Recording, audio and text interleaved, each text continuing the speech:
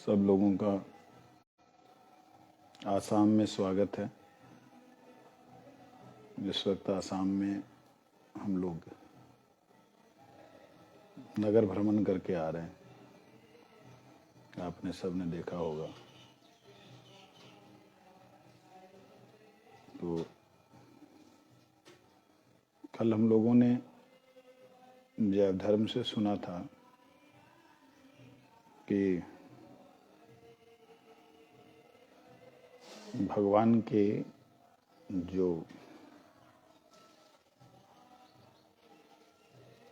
रसोपयोगी भक्त जो हैं वो कितने हैं।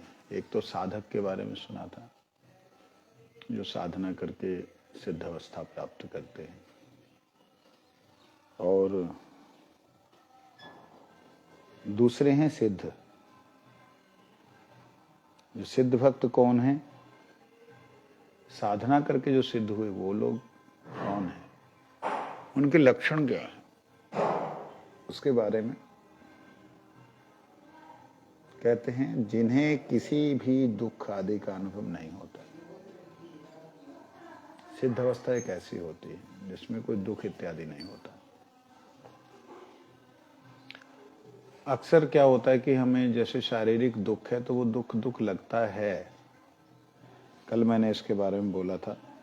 हमारे परम पूज्यपाद भक्ति प्रेमिक साधु गोस्वामी महाराज, परम पूज्यपाद भक्ति प्रसाद पुरी गोस्वामी महाराज, उनके बारे में हम लोगों ने सुना था कि वो किस प्रकार से उन्होंने दिखलाया। ऐसे परम पूज्यपाद ऋषिकेश महाराज थे। कई एक ऐसे दिव्य महापुरुष थे जिन्होंने शरीर के कष्ट को कष्ट समझा नहीं। अभी भी ब्रज में कई महात्मा हैं जो लोग शरीर के कष्ट को कष्ट नहीं समझते। जैसे हमारे हित हरिवंश से पूज्य श्री प्रेमानंद जी,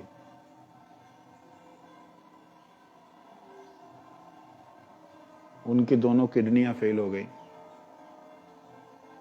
लोग उन्हें किडनी देना चाहते हैं, वो कहते नहीं, मैं किसी की किडनी नहीं लूंगा। राधा रानी ने अगर मेरे लिए व्यवस्था लिखी है तो इसी व्यवस्था को मैं धारण करूंगा, स्वीकार करूंगा।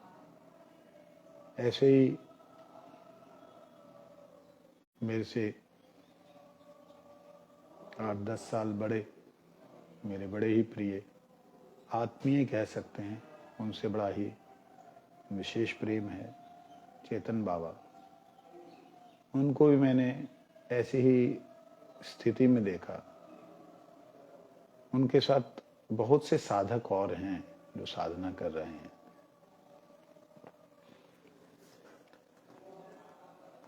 जिनको शरीर का जो कष्ट है वो इतना नहीं महसूस होता जितना कि भगवान के विरह का जो दुख है, उसके कारण वो उनकी जो आत्मा को उस विरह दुख में जो इस संसार से जो अलग हटने का जो एक आनंद मिलता, उसमें जो आनंद मिल रहा होता, विरह अनल और विरह आनंद एक ही बात है। जलन में भी आनंद है। तो एकादशी में बिना पानी पिए कितने ही हमारे साधना में अग्रसर हो रहे महात्मा हैं जो गिरिराज जी की एक परिक्रमा, कोई गिरिराज जी की 2 परिक्रमा बिना जल की एक बूंद ग्रहण किए। उनमें तो कई ऐसे ऐसे महात्मा हैं, आप लोगों को पता नहीं विश्वास हो या ना हो, कि मुंह में अगर थूक भी इकट्ठा हो गया तो उसको भी निगलना नहीं, वो तो उसको भी गिरिराज जी की ऑपोजिट साइड में उसको भी थूक देते हैं। ऐसे ऐसे महात्मा लोग हैं। तो ये लोग हैं जो साधना करते करते एक ऐसी अवस्था प्राप्त कर लेते हैं जहां शरीर खत्म हो रहा है, दिख रहा है, परंतु शरीर के प्रति तनिक भी मोह, तनिक भी आसक्ति, तनिक भी प्रीति नहीं रहती। शरीर केवल मात्र एक साधन बन जाता है अपने परम लक्ष्य की प्राप्ति के लिए। ये एक विशेषता हमने देखी है। तो इसलिए जो सिद्ध भक्त हैं, जो साधन से सिद्ध होते हैं, उनकी भी यही स्थिति होती है। जो नित्य सिद्ध परिकर हैं, उनकी भी यही स्थिति होती है। यहाँ पर थोड़ा सा अंतर दिखलाई देता है नित्य सिद्ध परिकरों में और साधन सिद्ध परिकरों में। साधन सिद्ध में एक संप्राप्त है, संप्राप्त जो सिद्ध भक्त हैं उनमें से संप्राप्त सिद्ध और नित्य सिद्ध। संप्राप्त सिद्ध जो हैं वो जो है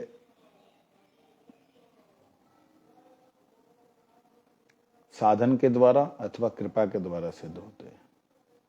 साधन के द्वारा सिद्ध तो मैंने बतला दिया। कृपा के द्वारा सिद्ध का मतलब है जैसे गुरुदेव की कृपा से उनकी आत्मा का जागरण हो जाए, वो अपनी शक्ति का संचार करें, जो उनकी जगी हुई आत्मा है वो जीवात्मा, सामने वाली की जीवात्मा को आकर्षित करके निम्न से नीचे से ऊपर ऊपर ऊपर ऊपर ऊपर ला करके उनको मस्तक पे सहस्त्रधार अवस्था में स्थापित कर दे, विराजमान कर दे, स्थान दे दे, दिखला दे कि ये तुम्हारी जगह है।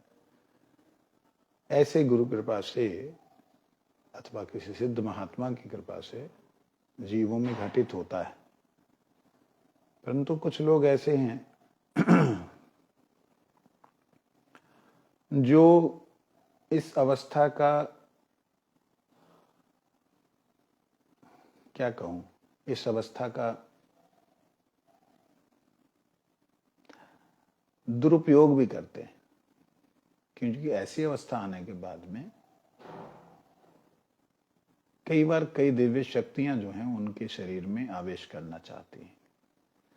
तो ये जो कृपा सिद्ध लोग हैं, इन लोगों को बहुत सावधान रहना पड़ता है।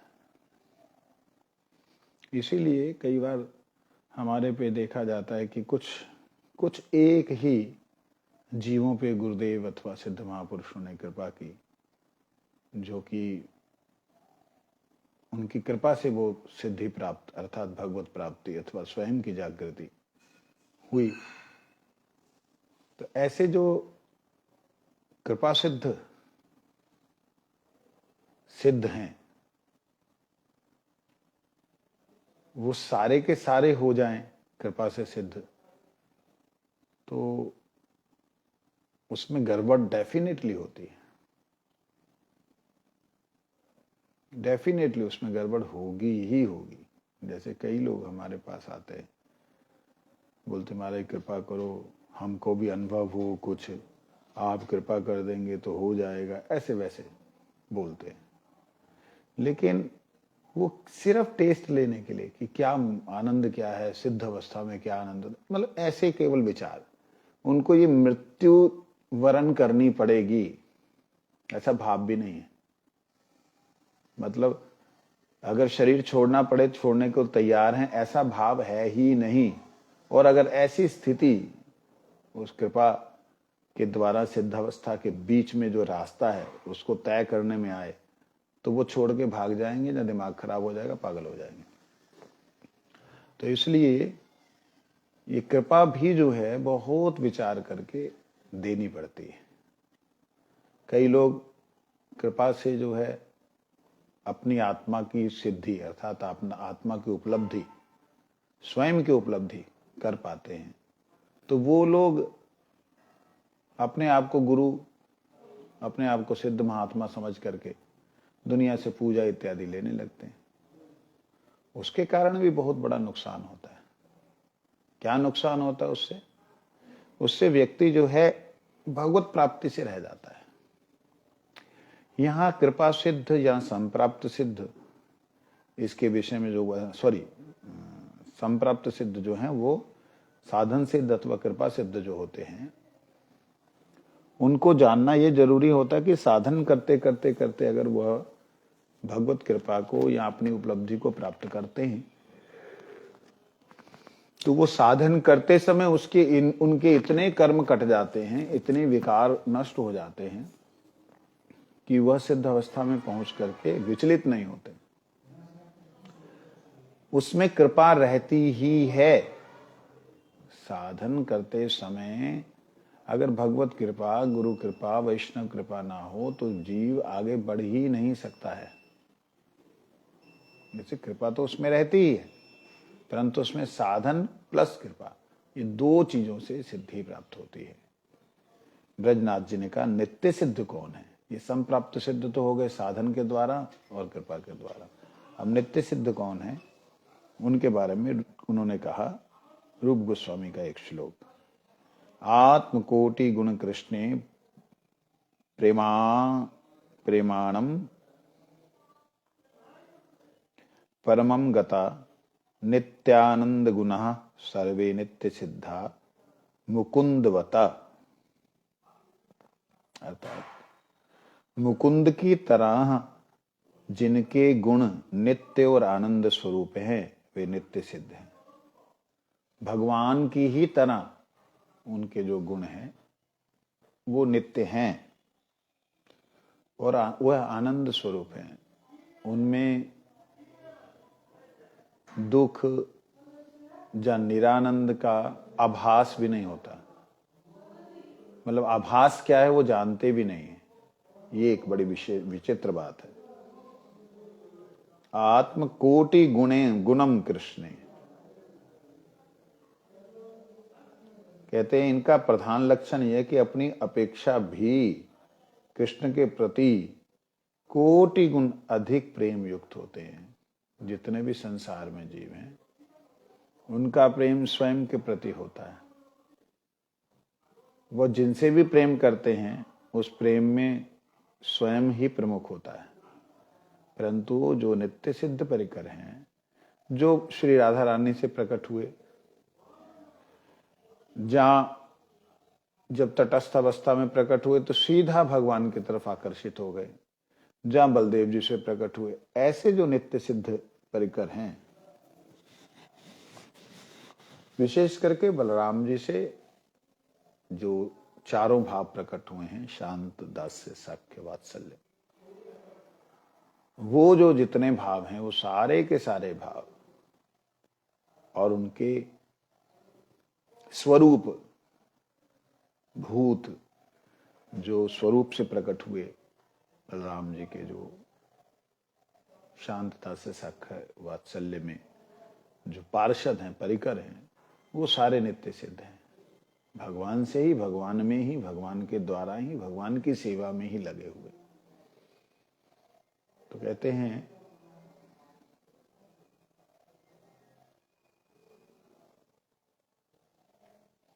इनका विशेष लक्षण ये होता है कि ये कृष्ण के प्रति अपने से ज्यादा, मतलब कोटि गुण ज्यादा कृष्ण के प्रति जो है प्रेमासक्त होते हैं। यथा सौमित्री भरतो यथा संकर्षणादया तथा तेनैव जायन्ते निजलोकादयदृच्छया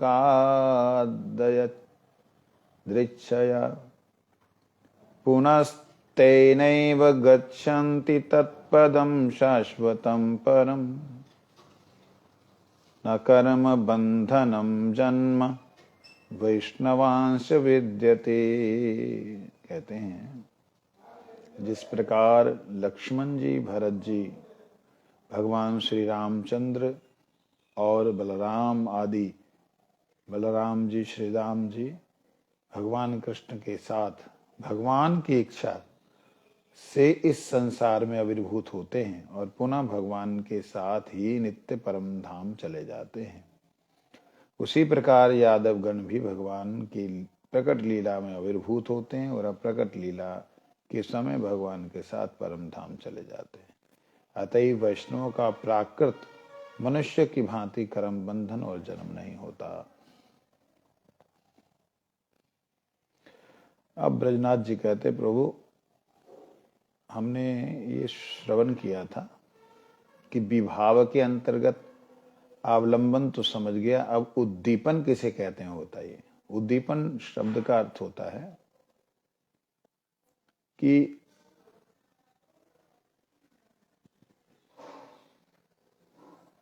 जो लीला है उसका अनुभव होना,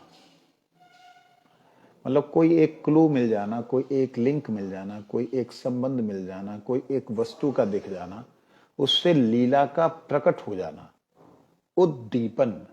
जैसे किसी एक घोर अंधकार में एक छोटा सा जुगनू भी जो है वो प्रकाश का उद्दीपक होता है। उस घोर अंधकार में जुगनू को देख करके व्यक्ति रास्ता भी देख पाता, मतलब इतना उसमें अनुप्रकाश होने पर भी वो पथ दिखला देता है। तो ऐसे ही भगवान की बहुत सी वस्तुएं हैं, बहुत से तत्व हैं जिनके कारण भगवान की अनंत लीला का उद्दीपन होता है। वो उद्दीपन इसी प्रकार से जैसे एक मार्ग, एक रास्ता, एक दीप जो है वो उद्ध हो जाए, अर्थात वो उज्ज्वलित हो जाए, वो दिखलाई दे जाए, वो अनुभव में आ जाए, वो उद्दीपन। उदय दीपः उद्दीपः, यहां कह रहे हैं जो भाव को उद्दीपन कराते हैं उन्हें उद्दीपन कहते हैं। जो भाव को उद्दीपन कराते हैं, भाव को जागृत कराते हैं, भाव के अंदर प्रेम के अंदर और ज्यादा वर्धन करते हैं, उन्हें उद्दीपन कहते हैं। जैसे कृष्ण के गुण, उनकी चेष्टाएं, हास्य, अंग सौरभ, वंशी, अंग सौरभ का मतलब शरीर का सुगंध, वंशी, श्रृंग, श्रृंग मतलब जो गाय का सींग है, नूपुर चरणों के, शंख चरणों के चिन्ह, भगवान का धाम, तुलसी, भक्त और एकादशी आदि काल, ये सब उद्दीपन है। कृष्ण के गुण तीन प्रकार के हैं, कायिक, मानसिक, वाचिक। कायिक गुणों में वयस एक प्रधान गुण है।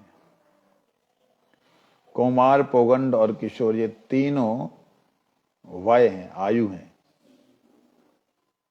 ये जो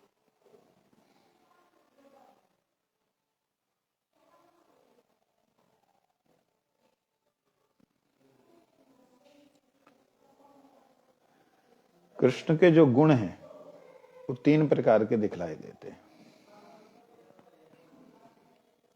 एक शारीरिक उनका गुण दिखलाई देता है जिसमें आयु प्रधान गुण है। उसमें कुमार, बिल्कुल कुमार बालक है तो बालक ही है, सब समय ही है। पौगंड अवस्था है, बालक और किशोर के बीच वाली अवस्था, तो वो 5 साल से लेकर के 10 साल तक की जो अवस्था है वो एकदम, कोई लोग इसको 10 से 13, 15 या 16 साल की अवस्था को पौगंड कहते हैं। और किशोर, ये तीन जो हैं भगवान के अंदर की विशेषताएं हैं कि उनके शारीरिक दिखलाई देते हैं, भगवान के स्वरूप में दिखलाई देता है। कौमारम पंचम अशब्दांत, पौगंडम दशम अवधिम, आषोढशश्च केशोरम यौवनस्तत्परम। यहां बतलाया है कि 5 वर्ष तक की अवस्था को कुमार कहते हैं, 10 वर्ष की अवस्था को पौगंड कहते हैं और 10 से 16 तक की अवस्था को किशोर कहते हैं। उसके किशोर के बाद में यौवन अवस्था आती। तो कृष्ण युवक नहीं है। 16 से ऊपर के ठाकुर जी तो 14 वर्ष से नीचे के ही लगते हैं, हमेशा नित्य किशोर। और वो नित्य किशोर, नित्य किशोरी, कभी भी उनमें और कुछ नहीं चेंजेस होते। तो कहते हैं भक्ति रसामृत सिंधु में, किशोर अवस्था के भी 3 प्रकार के भेद हैं, आद्य, मध्य, शेष। कायिक गुणों के सौंदर्य का विचार प्रधान है। अंगों को यथोचित सन्निवेश को सौंदर्य कहते हैं। कहते हैं शारीरिक जो गुण हैं उनके सौंदर्य जो है उसके ऊपर बड़ा विशेष विचार है और वो बड़ा प्रधान होता है। जैसे अंगों का यथावत सन्निवेश। यथावत सन्निवेश मतलब आंख अगर बड़ी है तो बड़ी ही सुंदर तरीके से बड़ी है। कितनी बड़ी है इतना नहीं कि यहां से आकर्ण पर्यंत ऐसे बड़ी विचित्र से दिखाई देना। कई लोग ऐसे श्री मूर्तियों का निर्माण करवाते हैं, ठाकुर जी के नेत्रों को सही ढंग से समझते नहीं, वो बड़ा विचित्र बना देते हैं। आंखें बड़ी बड़ी, ऐसा लगता है जैसे विग्रह जो है खाएगा। ऐसा नहीं होता, सुंदर। और भगवान की नासिका को बोला है कि वो जो है वो जो सुआ सारी, सुआ मतलब जो तोता होता है, तोते की तरह। अब लोग नाक जो है तोते की तरह ऐसे करके बना दें तो चलेगा नहीं। मतलब अगला हिस्सा भगवान का जो है नाक का थोड़ा सा ये हिस्सा थोड़ा सा तोते की तरह होता है, तो उसको सुआ सारी बोलते हैं। लोग उसको सुआ ऐसे करके दे देते हैं। तो ऐसे नहीं चलता। अपनी जो हमारी किसी भी तरह से भगवान के रूप रंग को समझने का प्रयास है, वो इस जगत में कल्पना भी नहीं किया जा सकता। फिर हम उसको काल्पनिक करते हुए उसको आविष्कार करते हैं और उसमें भगवान को आवाहन करके विग्रह के रूप में उनकी सेवा करते हैं। ठीक है, ये सेवा करते हैं, परंतु इस जगत में उनका कहीं भी कोई भी उपमा नहीं है। इसलिए कहा है अंगों के यथोचित सन्निवेश को सौंदर्य कहते हैं। नाक इतनी होनी चाहिए, इतनी ही होनी चाहिए, तो इसके नीचे यहां पर ये जो जगह आ रही है ये अगर 1.5 ही होनी चाहिए, इससे 1.5 गुना नीचे होना, 1.5 गुने से एक थोड़ा ज्यादा, 1 पॉइंट ज्यादा। ऐसे ही आंखों के यहां से ये नाक जो है ये 1.5 गुने से थोड़ा ज्यादा होना चाहिए। फिर यहां से लेकर के ये आंखें जो हैं इससे 1.5 गुने से नीचे वाला हिस्सा 1.5 गुने से थोड़ा ज्यादा। ऐसे ही नीचे वाला हिस्सा ये वाला जो है इसके नीचे वाला 1.5 गुने से ज्यादा। ऐसे ही इसके नीचे वाला ये यहां से यहां तक का 1.5 गुने से ज्यादा होगा तो ये आएगा। तो ऐसे करके यहां कहते हैं कि सौंदर्य इत्यादि जो है वो समझने वाली बात है। वो ऐसा नहीं है कि हम लोग जहां तहां बना दें। तो ये सौंदर्य का विशेष सन्निवेश होते हैं अंगों का। उसके बाद आता है वस्त्र, सज्जा और संवरणे की वस्तुएं, उसे कहते हैं प्रसाधन, ऊपर से लेने वाला साधन। कृष्ण की वंशी 3 प्रकार की है, वेणु, वंशी और मुरली।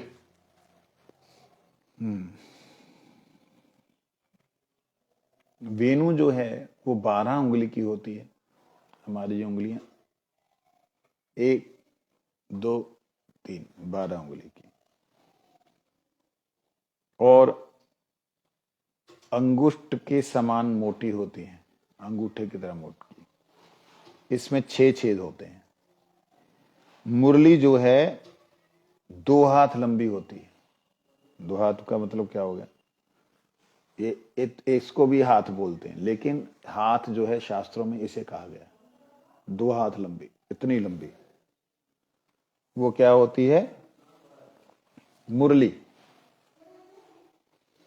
मुख में रंध्र होता है और उसमें 4 छेद होते हैं। अच्छा। और वंशी आधी आधी अंगुली के अनंतर पर 8 छिद्र, दूसरे छोर पर आधी उंगली छोड़कर मुखरंध्र होता है। देखिए, एक तो है मुरली जिसकी शुरुआत में ही सुराख होता है, मुरली 4 छेद उसमें।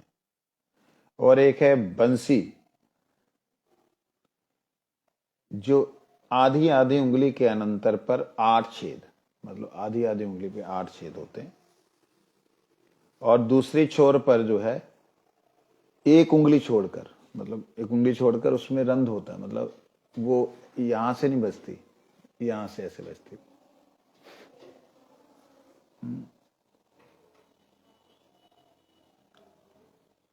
होता है। शिरोभाग 4 उंगली, पुच्छ 3 उंगली, कुल मिलाकर रंध्र मिलाकर 9 छिद्र 17 उंगली लंबी होती है। लीजिए, बंशी जो है वो 17 उंगली लंबी होती है। कृष्ण के हाथ में जो दक्षिणावर्त शंख विराजमान होता है उसका नाम है पंचजन्य। इन उद्दीपनों के द्वारा भक्त की रति उद्दीप्त होकर तदीय विषय श्री कृष्ण के प्रति क्रियावती होकर आस्वादन रूपा हो पड़ती है। कहते हैं कि इन सब को देख करके, जैसे पांचजन्य को देखा हो, दक्षिणावर्त शंख विराजमान है, उनको देखकर भक्त की रति जो उद्दीप्त होती है और जल उठती है और प्रेम बढ़ जाता है। जैसे वृंदा देवी को देख करके गुरुदेव का कैसा दिव्य भाव उदित होता था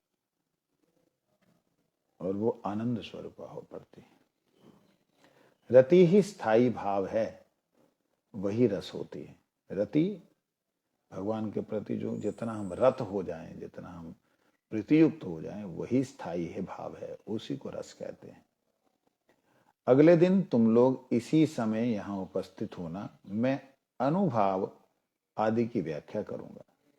श्री गोपाल गुरु गोस्वामी के चरणारविंद से विदा होकर रस के विषय में चिंतन करते करते विजय और ब्रजनाथ सिद्ध बकुल का दर्शन कर और वहां से श्री जगन्नाथ देव का दर्शन करते हुए जहां अपना डेरा डाला था वहां पहुंच गए। 26वां अध्याय समाप्त हुआ।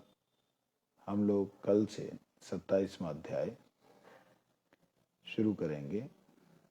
497 पेज नंबर, जिस पे रस विचार की चर्चा होगी।